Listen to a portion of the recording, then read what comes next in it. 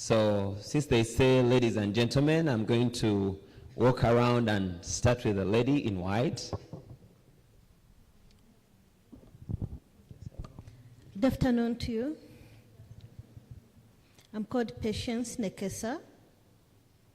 I'm a founder of Azura Systems and Media Minute. A round of applause for Nekesa.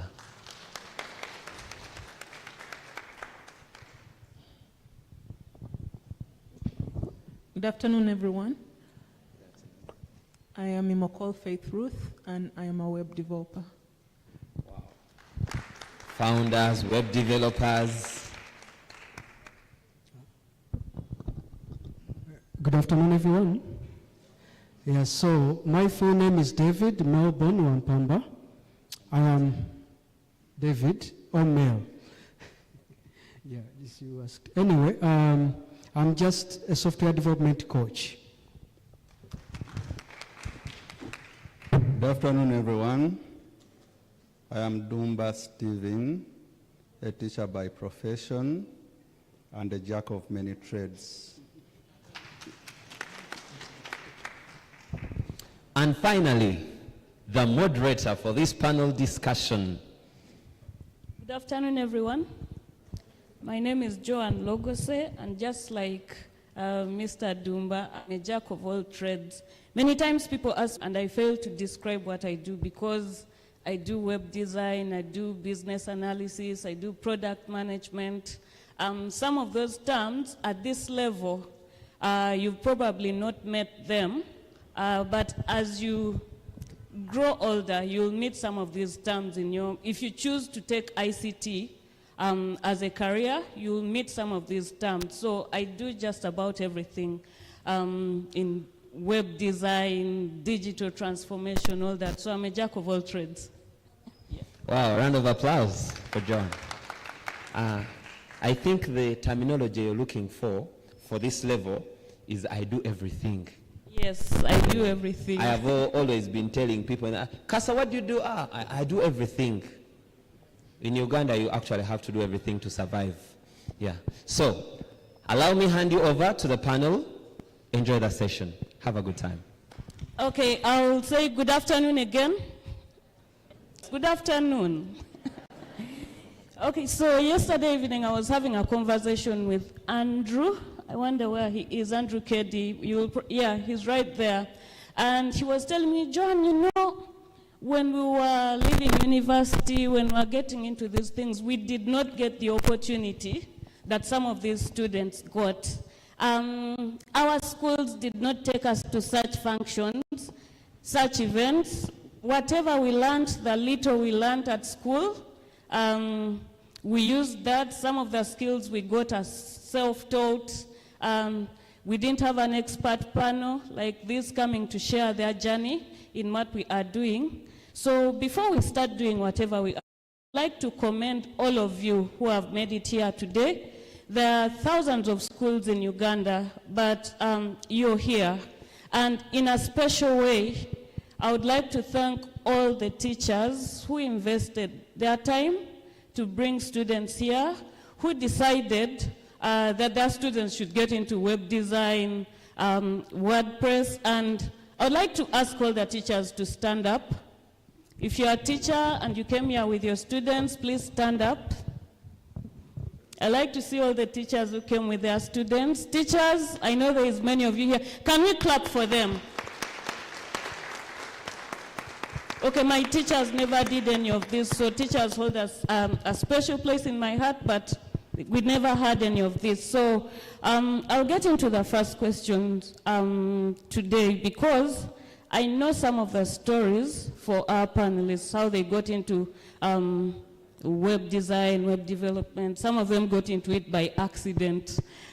Some of them probably wanted to be pilots and doctors and lawyers, but I'll start with Faith.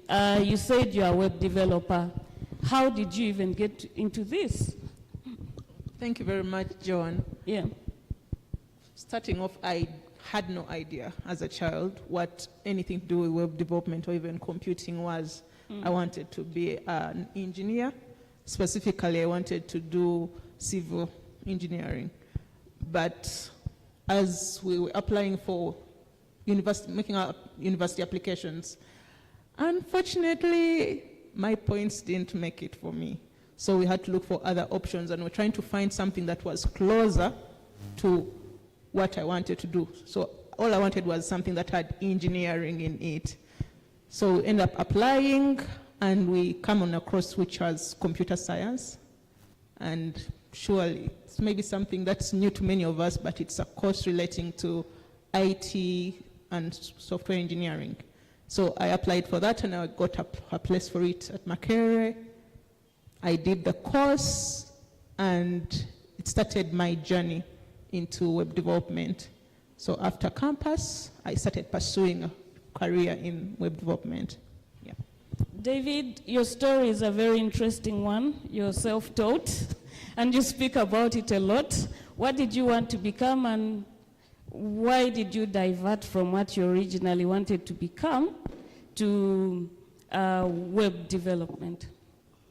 Wow, my story is long, but I'll try to cut it short. Yeah. So when I was in O-level, I remember in senior 3 we do mocks. Oh, senior 4, I don't remember properly. So I scored, I think that's when Uganda introduced the 8, best 8, and I was in second grade. So my stepmom said, looks like David can't make it, he's not brilliant. So she planted in me an idea that I'm a failure, and they started to organize for me to go to a technical school. And after senior 4s. So during that time, they wanted me to go into catering because my father was working at one of the prominent hotels as a driver. So they thought this guy could do well as a chef. But this is not what I wanted, because growing up, I was a person who was tinkering with toys, you know, electronic toys. So when the senior 4 results came, fortunately, I scored a first grade, but for them they had already changed their mind. So because I also had sisters following me up, and they were children of the stepmother, so you can imagine if you come from such a family. And when they sent me to look for technical school, I looked for computer school. And I jumped into Macmillan School of Computing. I was very young. They advised me not to take computer. You know what they do in the Secretariat Bureau?